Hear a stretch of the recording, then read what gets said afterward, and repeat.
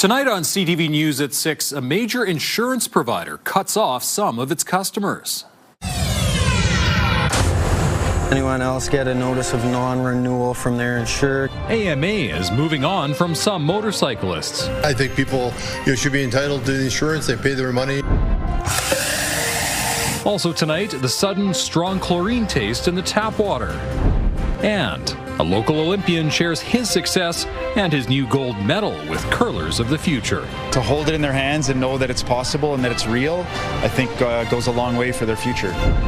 Some colder air dropping in over the next couple of days and more snow in the forecast as well.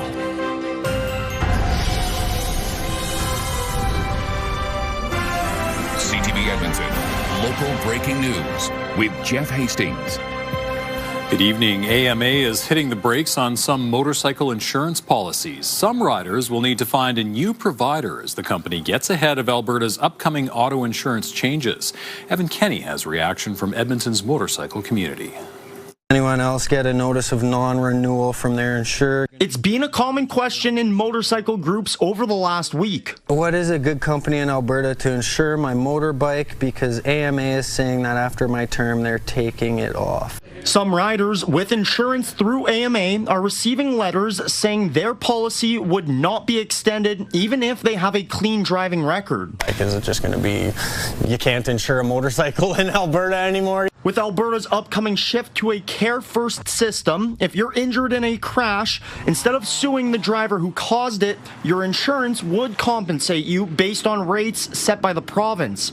AMA says that's part of the reason it's not renewing a small number of policies for riders who represent a significantly higher injury risk. These insurance companies are almost just going out on a limb and saying, like, we are assuming that something is going to happen and we are assuming we're going to have to pay for your damages or whatever, but that's also kind of what insurance is for. I've checked my insurance like a week ago and I still have insurance, so I should be okay, knock on wood. Riders with coverage under other insurance companies are worried they could be next. I think people should be entitled to the insurance. They pay their money. AMA is the only insurance company CTV News could confirm is not renewing customers because of the upcoming changes to Alberta's insurance model. If you're paying this insurance premium for X amount of years, and say you're 5 years into paying for a premium and it's $1,000 a year, you've now paid them their $5,000, they should be there beck and call to kind of cover that and pay it. The province says it was assured by AMA changes to its insurance policies were not associated with the transition to Care First. The new insurance rules go into effect January.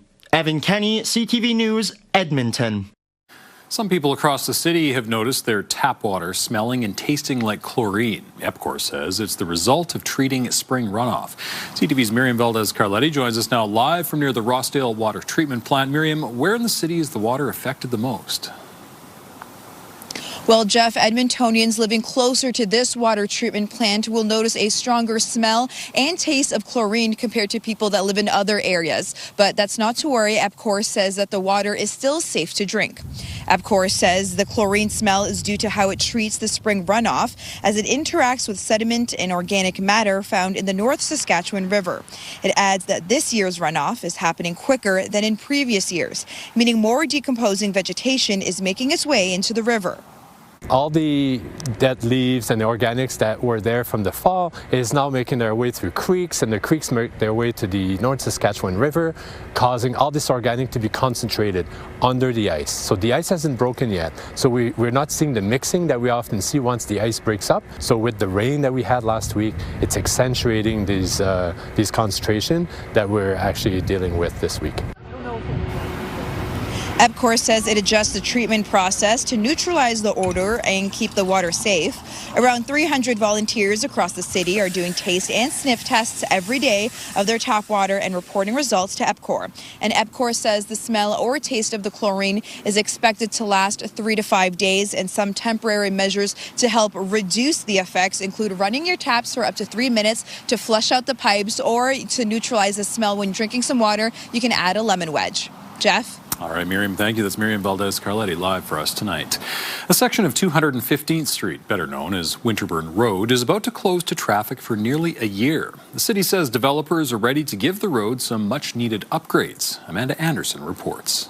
So we have our coffee that we're going to be roasting. The countdown is on for Joanna Wakeford. Her new coffee shop in the Edgemont community will open in about 45 days. We're really excited because all of our customers are consistently connecting with us via social media or over the phone. They can't wait for us to open. What she didn't realize is a major street leading to her new business will close several weeks before she opens. 215th Street will close next Tuesday, March 31st. 215, or also known as Winterburn Road, is going to be updated from a rural road to urban collector road. And so that's going to be from Muskogee Trail, or 23rd, to 45th. A stretch Wakeford also drives, and one she calls dangerous. A lot of people drive at higher speed limits than they should for the road conditions. It's pretty dark at night. It's not properly marked, and there are big potholes. Although extra lanes won't be added, the upgrades will mean more space for drivers. Shoulders will be added to eliminate people driving next to deep ditches in some spots. Lighting will also be installed. It's no cost to taxpayers. It is all borne by the developers. Drivers are being asked to detour onto 199th Street during construction. It's definitely going to be an inconvenience for people who typically take 215 and Winterburn Road, but this is a bit of a short-term pain for a long-term gain. Councillor Tu Parmar says the city will monitor traffic impacts in other areas that arise because of the closure. Wakeford knows the closure will bring challenges. Still, she's keeping a glass-half-full outlook on the situation. I find that people will definitely continue coming to the area. They'll find alternate routes. The closure is expected to last about 11 months. Amanda Anderson, CTV News, Edmonton. Oil prices fell this morning after U.S. President Donald Trump said the U.S. would hold off striking Iran's energy infrastructure. With gas prices fluctuating, callers into the Premier's weekend radio show were asking about the fuel relief tax program. Danielle Smith says under the program's guidelines, the best the province can do would amount to a reduction of 13 cents a litre. She's not confident that will help much because the conflict is expected to drive world oil prices higher. She says the challenge is to do something meaningful while managing expectations. I don't know how quickly this conflict is going to end, but if it turns out that we end up not only with the higher royalty revenues, but also with gas tax revenues, we'll see if we can look at some programs that will help those who are really facing the pinch from an affordability point of view. There are also concerns about price gouging at the pumps. The Premier says she does not think that's happening and says she'll ask Service Alberta Minister Dale Nally to keep an eye on the situation. Smith and Energy Minister Brian Jean are in Houston, Texas this week at the CERAWeek Energy Conference. Alberta's delegation will be advocating for greater market access while growing international relationships. Smith and Jean will meet with government officials and business leaders from around the world to promote Alberta's energy sector and the role our province can play in a secure energy future. Alberta municipalities have been told they may get a bill from the province for using integrated firefighter paramedics. With agreements expiring this September, the province says it's updating how ambulance services are contracted. As CTV's Nicole Weisberg reports, the new approach is putting municipalities in a difficult position. We've been providing EMS services to Strathcona County since 1972. Eric Lowe is president of the union branch representing Strathcona County fire medics. More than 20 years ago, he started working strictly as a paramedic, but trained in firefighting when he came here. Our members are cross-trained, so in their roles as firefighters, they are also paramedics. Lowe says that comes in handy in many situations, including car crashes, structure fires, and more. So, for example, we had a trench collapse recently where our members are technical rescue specialists, but they're also paramedics. So while they're rescuing a trapped occupant in a hole, they're also able to provide medical care. Lowe is concerned about the future of the integrated service. With agreements expiring this September, the province is updating how ambulance services are contracted. They're very much approaching the 7 municipalities who have integrated firefighter and paramedics with a deal that says, here's our EHS direct delivery costs. Should you be more than that, which you all are, you have to subsidize that difference if you want to stay in the EMS industry. We want a 10-year deal out of you, and you have 2 weeks to say yes or no to this. The province says it's now extended its deadline to municipalities until the end of next month. A ministry statement says the new approach supports fiscal responsibility while maintaining Alberta's long-standing blended model of public services and contracted partners. If municipalities decide to end their integrated service, it says they'll transition to EHS or become part of a competitive search process. A for-profit provider to come in a municipal shop and run the provision of EMS, they will put profit over everything else. CTV News reached out to several impacted municipalities.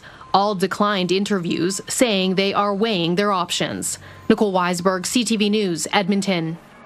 Alberta's government says it's looking to change an existing law to let people sue other people for sharing certain AI images. The change would apply to intimate images known as deepfakes.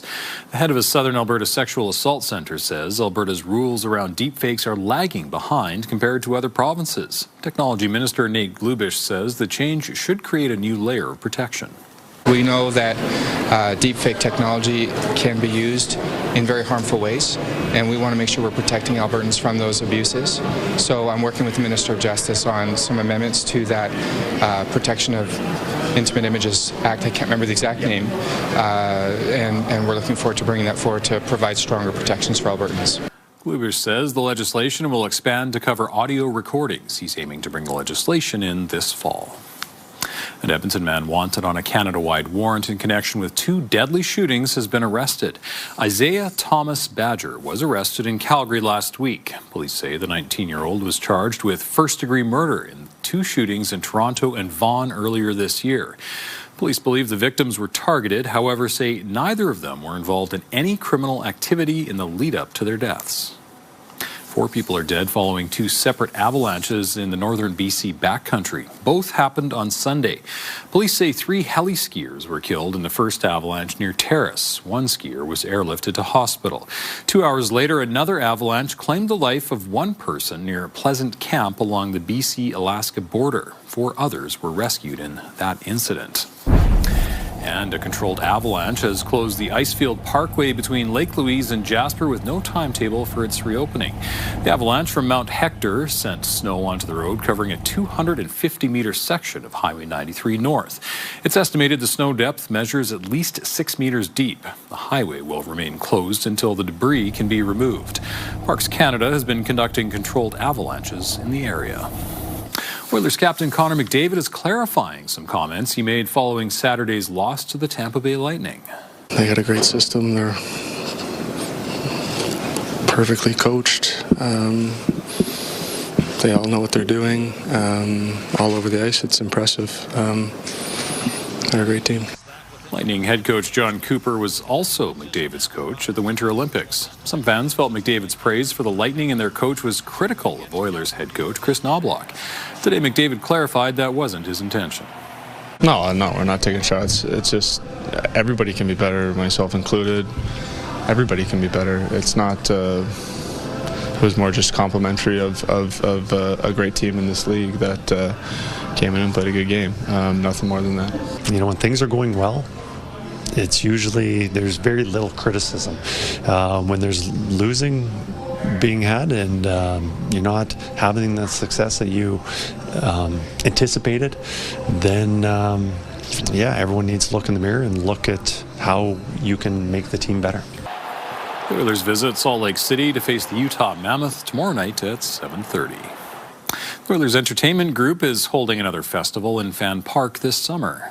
The crazy in me sees the crazy in you, and I think I need. Kesha is one of the headliners for the first Neon Skies Music Festival. The 2-night festival also features Conan Gray, Natasha Bedingfield, and Heidi Montag. OEG has big plans for this festival. Really trying to raise Edmonton's profile as a premier host of live entertainment and events, and festivals is a really big part of that strategy. And we're looking forward to this event growing year over year and really becoming Edmonton's signature event. Neon Skies is scheduled for July 17th and 18th. Tickets go on sale April the 8th. Neon Skies to snowy skies, Josh. Yeah, by this point tomorrow, there's probably already a bit of snow on the ground. The heaviest of the snow is expected through the latter half of the day tomorrow and into tomorrow night. We'll get into a little bit more detail about how much potentially is coming our way in a moment. First, take a look at temperatures. It was a beautiful day today. 5 degrees currently in Edmonton. Fairly light wind out of the southwest. 5 will go down as the daytime high, so a couple of degrees above average, a couple of degrees warmer than it was yesterday. -6 the morning low today. I think we'll start tomorrow in the -6 range and then drop to about -8 or -9 by tomorrow afternoon. We may not get back above 0 until Friday. This is what it looked like earlier in the day today from the CTV drone. It's powered by Century Casinos. 3 great locations: Edmonton, St. Albert, and Century Mile. There is more cloud cover on the way as we head through the next couple of days. You may even see a few flurries from those clouds later on tonight. You can see we've got a little bit of light snow in northeastern and northwestern Alberta. There's a cold front that's going to sweep through here later on tonight, and that may give us some light snow. Most of the snow is going to be tomorrow, though, and that includes snowfall warning zones. Up north of Fort McMurray, it's a cold warning, wind chill in the -40s, and in that snowfall warning zone, anywhere between 20 and 30 centimeters of snow expected. Watch your temperatures as we head through this evening and overnight tonight, falling to about -6 tomorrow morning. Chance of flurries around 10 or 11 o'clock tonight. Chance of flurries as well around lunchtime tomorrow, and then some heavier snow and wind chill in the mid-teens tomorrow afternoon. I think by the time this is all said and done with, could see close to 10 centimeters in the Edmonton area. We'll talk more about that in a couple minutes. Okay, thank you, Josh. Coming up on CTV News at 6, market turbulence. Definitely is affecting my investments. I'm concerned in the short term, but in the longer term, I think it might be beneficial. Taking a look at financial portfolios as the Iran war rages on. Plus, racism just doesn't make sense. Edmonton classrooms learn more on how to end racial discrimination.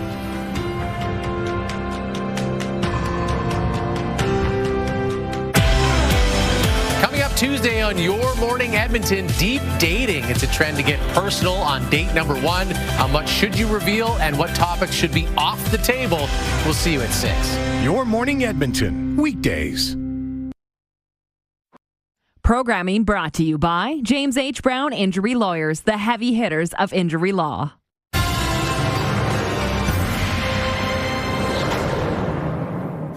The war in Iran is taking a toll on the financial markets. This, coupled with volatile oil prices, is drawing concerns for people's finances. CTV's Tyler Barrow reports. As President Trump says a deal to end the war with Iran may be close, the markets take another big swing. On Monday, Canadian and U.S. markets rose sharply as the positive news gave investors a reason for optimism. It's going to go in every direction, depending upon the rhetoric, the conversation, and potentially negotiation and agreement at some point in time. Trump says he will postpone hitting Iran's energy infrastructure for 5 days to allow for negotiations. Investors are watching closely. Definitely pay attention to it quite a bit. I would say it is a bit concerning. Very concerning, and I wish I could say I was doing something more active, but honestly, mostly trying not to think about it. Definitely is affecting my investments. I'm concerned in the short term, but in the longer term, I think it might be beneficial. As turbulence moves the market up and down and up again, financial experts are telling their clients to consider their timeline and risk tolerance. Really understand that if you're down 20, 30%, is that comfortable to you given the position that you may have, given what's happening in the market? While the markets are up, West Texas Intermediate oil dipped below $90 a barrel on Monday. Throughout the city, fuel ranged in price as Gas Buddy had the lowest pegged at $1.49 a litre. Other stations selling for over $1.75. As oil prices fell, drivers should expect gasoline prices to follow. Come Wednesday, gas prices are going to fall net 14 cents or more a litre. Diesel could fall as much as 19 cents a litre. Good news for those trying to cut costs.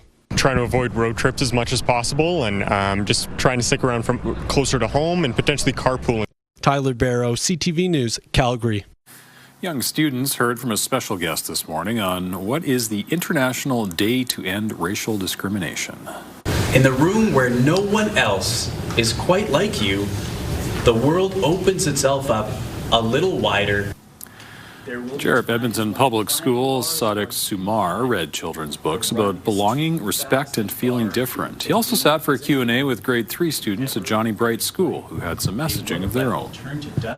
People are treating each other different, but in a good way, not a bad way. Racism just doesn't make sense. You should respect other people's culture. As a person who was in grade 3, I was even thinking about these things. So I just commend our staff for doing such a fantastic job of, bringing our kids up to speed with what's happening in the 21st century. The International Day for the Elimination of Racial Discrimination has been held since 1966. It commemorates the massacre of 69 peaceful protesters during apartheid in South Africa. People from across Canada came to take part in the Canadian Jigsaw Association's Alberta Regionals, hoping to piece together a win. There were individual and team competitions with close to 200 people taking part. The solo winner finished the 500-piece puzzle in just under half an hour. She says she used any time possible to sharpen her skills. It's one that I know I can do fast, so I've practiced it quite a lot in my lunch breaks at work for the last couple of weeks. So I was very lucky when this came out of the bag. So I moved to Canada a year ago, and puzzles and the community and the people has been really helpful in me settling in here and having sort of a community that makes me feel at home even when I'm a million miles away. If you missed the regional contest, you're in luck. Nationals is open to everybody. That takes place in Ontario at the end of May. Coming up on CTV News, closing out the curling season with a bang. Bond with everybody before we head off to a next season where some teams split up and some teams stick together. More on one of the largest junior bondspiels in the world held here in Edmonton. A beautiful evening underway here in the Edmonton area. We're still a handful of degrees above zero, but colder air drops in through the day tomorrow and snow. In fact, as we mentioned earlier, several centimeters by the end of the day Wednesday. All those details after the break.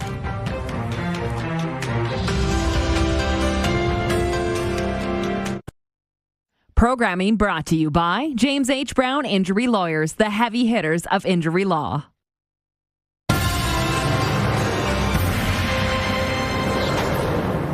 Young Canadian curlers took over rinks across the city on the weekend for one of the biggest youth bondspiels in the world. It was also a golden opportunity to meet one of the best our country has to offer. Connor Hogg has more. They've come from all over the country to compete in this Grand Slam for Canada's young curlers. I feel like we're all really connected as a team, and we've really bonded over the past year. Celebrating the end of a season as well as what's ahead. It's a really fun spiel that everybody just comes to hang out at the end of the year. Hanging out with the other curling friends. Bond with everybody before we head off to a next season where some teams split up and some teams stick together. The atmosphere here is friendly, with teams competing for a number of prizes. However, it's the experience that matters most. That's kept some, like the Duncan family, coming back for years with multiple players. My daughter's on the ice right now. My son goes on a little bit later. It's fun to get to coach your own kids. I've been here since the start, watching my brothers win it all the time, and I always want to be just like them. The event is a family affair for many, including 2026 Olympic gold winner Mark Kennedy. He has a daughter playing, and Kennedy relies on his wife Nicole, family, and friends to make the bondspiel happen. He says it's a labor of love, creating a special place for curlers. Some of these kids, maybe they don't get that at school, right? Or maybe they don't get that in their community at home, but they get it here when they come to the curling club and they feel like they're a part of something special. So that's the reason Nicole and I do it and continue to do it, even though the days are long and chaotic. That's where the labor part comes in. Kennedy had appointments at 4 different rinks across the Edmonton area, which meant he had to do a lot of driving on winter roads. He says it's worth it to meet the kids who always ask to see his new hardware. You know, maybe someday that's their dream, that's what they want to do, and to hold it in their hands and know that it's possible and that it's real, I think goes a long way for their future. Creating a community among the next generation of Canadian curlers. In St. Albert, Connor Hogg, CTV News. All right, not even close to time to take off the winter tires yet. No. Snow in spring is still definitely a thing. We'll talk more about that with weather watchers later this week. We'll talk in a moment here about how much is coming our way later tomorrow and through the day Wednesday. There's what it looks like outside right now, though. Get outside and enjoy it. River Valley Skycam is brought to you by Action Furnace. Fixed rider, it's free. 5 degrees outside. Got to 6 for high in Red Deer today. Jasper hit 7. little cooler in east central Alberta, -2, -3. That's not bad, though. Here's the colder air across the north that will slump south in behind this cold front overnight tonight and through the day tomorrow. Cold warning north of Fort McMurray, wind chill, -40 range. The northern part of this snowfall warning, Grand Prairie, Grand Cache, Hinton areas, about 15 to 25. You get a good 20 to 30, though, in through the mountain parks. And the bulk of that will fall through the day tomorrow, tapering off in most of those areas either late tomorrow night or early Wednesday. So here's some light snow falling in the Fort McMurray region and south.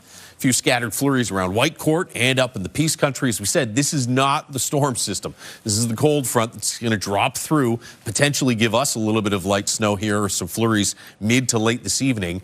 And then watch the push of moisture that comes in from the west-southwest. So heavy snow already falling by tomorrow morning in western parts of the province. Edmonton south towards Red Deer. By about lunchtime, you get a chance of some flurries, and then it intensifies as the afternoon goes on here in the Edmonton region. So worst of the driving conditions will be through the afternoon, evening commute. The other thing is that not only do you have some heavier pockets of snow, but the wind will be gusting about 30 to 40 kilometers per hour. So you've got blowing snow to contend with as well through the latter stages of the day tomorrow. Heaviest of the snowfall looks like it starts to push north of Edmonton overnight Tuesday night into Wednesday morning. There's still a chance. We're on the southern edge of this, though. There's still a chance that we'll see some light snow or some flurries off and on through the course of the day Wednesday. I think the bulk of the snow is on the ground, though, here in Edmonton by the time we wake up Wednesday morning. And then we add maybe 1 to 3 through the course of the day Wednesday. Don't take these numbers and write them in stone, just to give you an idea of where the heaviest of the snow is going to be. Nice little bullseye there east of Edmonton along the Highway 16 corridor. It really drops off south and north of that line. And then in this purple zone where you have the snowfall warnings, that's where the heaviest of the snow will be. If we had to rank these estimates, this would be the lowest possibility, traced to 3 centimeters. Number 2 would be 10 to 15. That's possible, a little more possible than this. I think 3 to 10 is probably where we're going to end up with by the time this is all done with. 5 degrees in Edmonton right now. It's -14 in Fort McMurray, -8 in Grand Prairie, and 6 currently in Red Deer. We'll drop to about -6 by tomorrow morning. Light snow to start, heavier snow later in the day, gusty as well, and temperatures falling to about -8, -9 tomorrow afternoon. Wind chill in the mid-minus teens. Yeah, we're talking wind chill again. -8 Wednesday. Winds should start to back off later in the day. Still below 0 by a handful of degrees there Thursday, but then temperatures Friday get back barely above 0, and we're back into the 5-degree range by the coming weekend. Thank you, Josh. Still ahead on CTV News at 6, an Air Canada plane crash.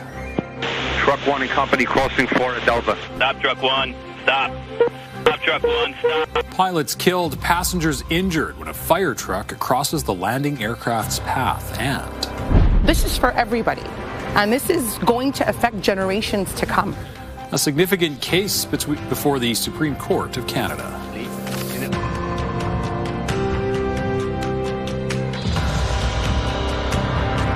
Programming brought to you by Century Casino. 3 great locations: Edmonton, St. Albert, and Century Mile.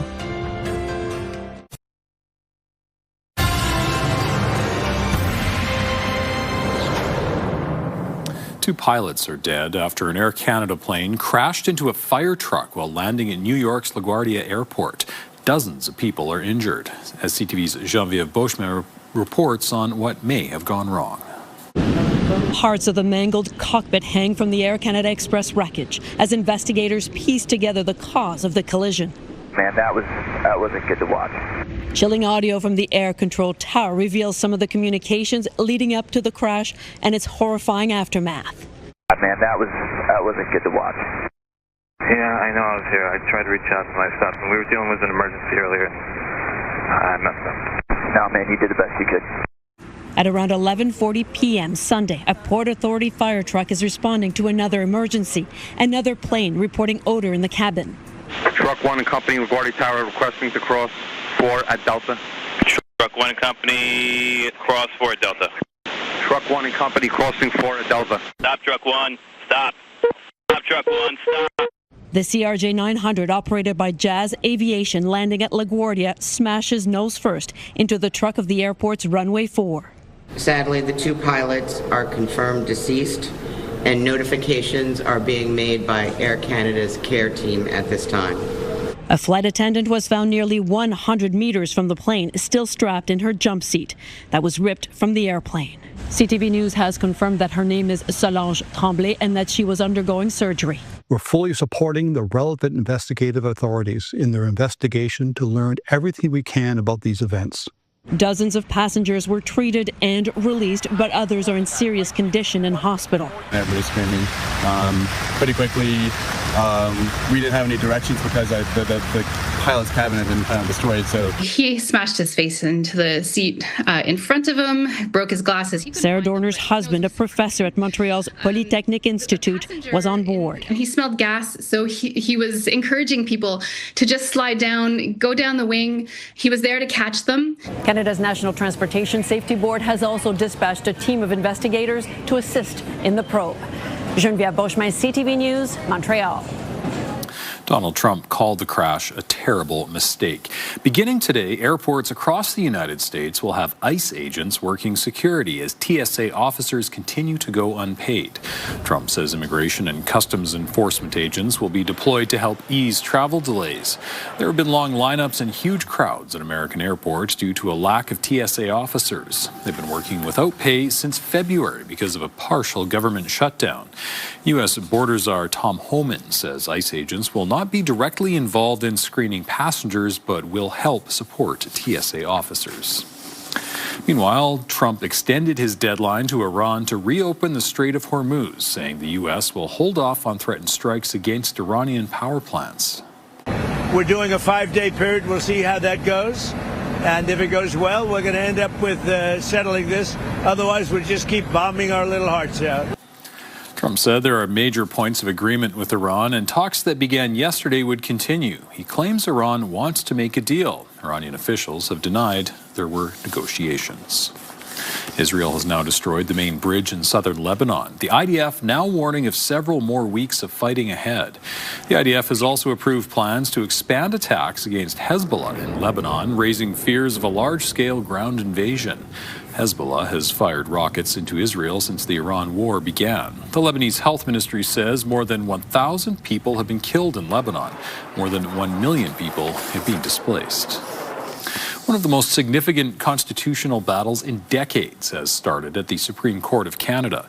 It's focused on Quebec's Bill 21, which enforces secularism in the public service, including prohibiting those in positions of authority from wearing religious symbols or clothing while at work. CTV's Mike Couture reports. It's not just a piece of cloth.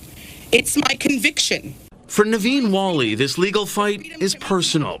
The Muslim woman can't pursue her dream of teaching in Quebec because Bill 21 prevents civil servants like teachers from wearing religious symbols.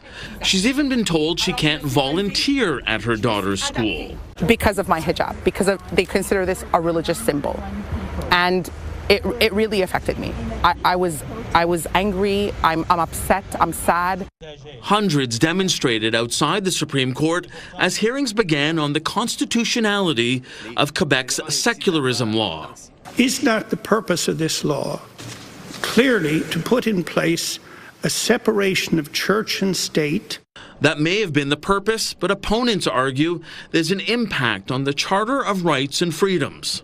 It matters because it was always intended to protect minorities from the tyranny of the majority.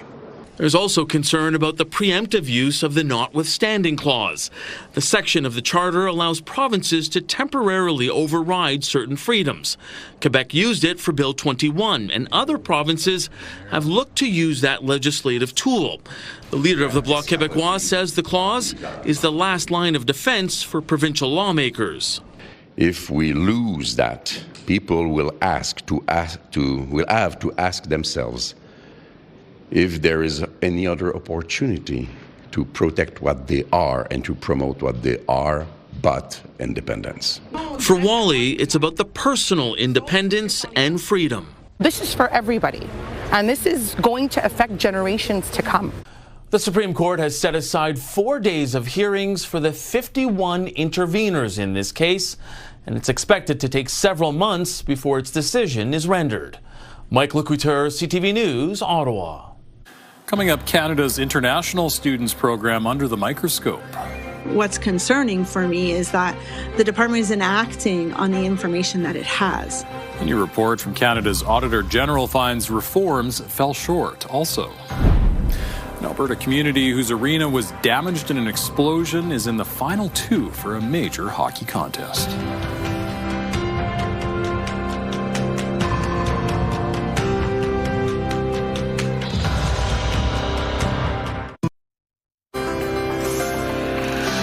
Looking at the markets, the Canadian dollar staying near 73 cents U.S. Oil was down $10.10, closing at $88.13 American a barrel. Gold lost nearly $168 today. The TSX was up 566 points. The Dow Jones also up 631. A new report from Canada's Auditor General says the federal government's reforms to its international student program fell short. As CTV's Abigail Beeman reports, only a small number of potentially problematic cases have been flagged in recent years. Canada's Auditor General says integrity falls short when it comes to the government's revamp of the international student program. What's concerning for me is that the department isn't acting on the information that it has. The report found schools flagged more than 153,000 potential red flag students to the government over 2 years, but the Immigration Department only investigated just over 4,000. And when 41% of flagged students didn't respond to the government, the investigation seemed to end there. We will definitely do better, and we will be more consistent. Overall, a cap on international students worked to drop the numbers. The audit found they dropped much more than expected. This graph shows the projected number of new study permits for 2024 and 2025, and the total actually approved up until September. Separately, the audit found 800 cases where applicants had either used fraudulent information or misrepresented themselves. Most went on to apply for other immigration permits in Canada, and more than half of those were approved. We will be centralizing the investigation. We will be streamlining anyone that is flagged. We will be doing more reporting, and we will be information sharing with CBSA. But the minister wouldn't say how many more investigations would be possible. We've brought too many people into the country too fast for housing, healthcare, jobs to keep up. That has lowered public acceptance for immigration, and frankly, it's just a giant dumpster fire. The immigration minister also said the report only captures the first 18 months of what is a multi-year reform. The Conservatives call that an illusion and say nothing has changed. Abigail Beeman, CTV News, Ottawa. A French immersion teacher in Red Deer has been nominated for the Edwin Parr Teachers Award. The award recognizes first-year teachers who have demonstrated excellence in the teaching quality standard. Gwinnell Londishell was nominated for her work teaching grades 4 and 5 at École Barry Wilson. Londishell completed her English degree in France before moving to Canada to earn a Bachelor's of Education. She spent 4 years working as an educational assistant before teaching in her own classroom. The Red Deer Public School Board says that Londishell brings compassion, patience, and a deep understanding of students to her classroom. As a former EA, I worked with kids that needed lots of differentiation. So I had to break down the concept in smaller tasks. And how can I approach this with them? Can I use a game maybe to do it instead of just paper and crayons and learning on a whiteboard? Like if you come in my class, there is boxes of blocks and stuff, and I have a back table which has special paper on it, like a whiteboard paper, and they can write on my table, and we use my table as a huge big board. So they know they can use anything they need in my class. Nominations closed last week. Nominees for the region will be celebrated at a banquet in May. Taber is a finalist in the Kraft Hockeyville competition. Taber's Community Center Arena sustained severe damage when a Zamboni exploded in December. It forced the community's hockey teams to scramble to find other places to complete their season schedules. Tumbler Ridge, BC is the other finalist. The winner will receive $250,000 and an invitation to host an NHL preseason game. The runner-up receives $100,000. The national vote happens April 3rd and 4th. Still ahead, unlikely connection. I was giving him love, and he gave me love back. The unbreakable bond between human and creature after the break.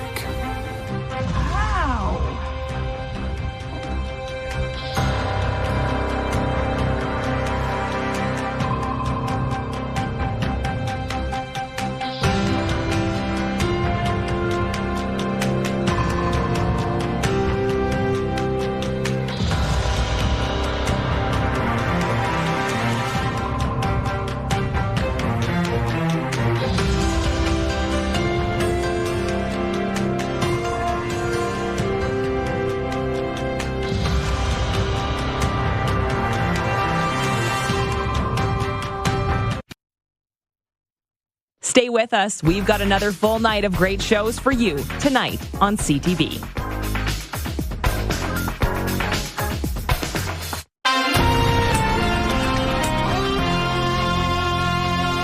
A Victoria, BC woman's daily walk on the beach resulted in her forming a friendship with an 8-legged creature. CTV's Adam Sawatsky reports. When Catherine Dobrovolsky began her daily walks by the water, she never expected to form a friendship. I just wanted to get some exercise in, enjoy the fresh air. But Catherine soon realized she wasn't alone in being active by the ocean. Every day there was something new here. It became addictive. While the creatures Catherine encountered and caught on camera were countless, there was just one that really captured her imagination. Just watching it camouflage and the way it moved, I was hooked. Catherine kept her eye out for other little octopi until one day she noticed a big blob. I just said, oh my God, I got to get a better, closer look. Catherine was surprised to find the biggest octopus she'd ever seen, who rushed to get a better, closer look at her too. I'm scared. The grip was so tight, it felt like I was getting my blood pressure taken in my legs, and I was petrified. I was freaking out. Catherine attempted to calm herself down by taking big breaths. I just all of a sudden started to relax, and then he did. The octopus loosened its grip, left her leg, and transformed into a shape that felt like the start of a wordless conversation. There was a connection. He felt me and I felt him. Oh, you're beautiful. And they spent the next hour together. Look at you. It was the best day of my life. Before continuing their conversation over the past few weeks. Oh my God, are you ever soft? He's sort of like an underwater puppy dog now. Love you. Now, Catherine says the octopus she calls baby seems to recognize her, regularly swimming up to her leg to give a hug and receive an appreciative pat. Look at you. You're so pretty. Now we're buds. And their friendship, Catherine says, is powerful and a privilege. I was giving him love, and he gave me love back. A love that Catherine hopes will inspire others to connect with the natural world, with curiosity, appreciation, and respect. Good baby. Adam Sawatsky, CTV News, Victoria. Wow. I don't know that I'd stick my foot into that water with that thing there. I didn't know you could pet octopus. Now you know. Octopi. Yeah. It's sea puppy. I'm not going to. Sea puppy? What did she call it? Baby. Take a look outside at your forecast. -6 tomorrow morning, -8 tomorrow afternoon. Cloudy skies tonight. There's a chance of a couple flurries around 10, 11 o'clock tonight. Heavier snow rolling in. Should start about midday tomorrow. Heavy through the afternoon and evening hours. Anywhere between 3 and maybe as much as 10 centimeters of snow, tapering off later in the day, Wednesday. Cold air sticks around through Thursday. And then we get back above zero towards the end of the weekend, into the weekend. So a couple of cold and snowy days on the way, but warmer temperatures will return by Saturday. All right, looking forward to it. Thank you, Josh, and thank you very much for sharing your time with us. For news anytime, check out our website, ctvnewsedmonton.ca. Have a nice evening.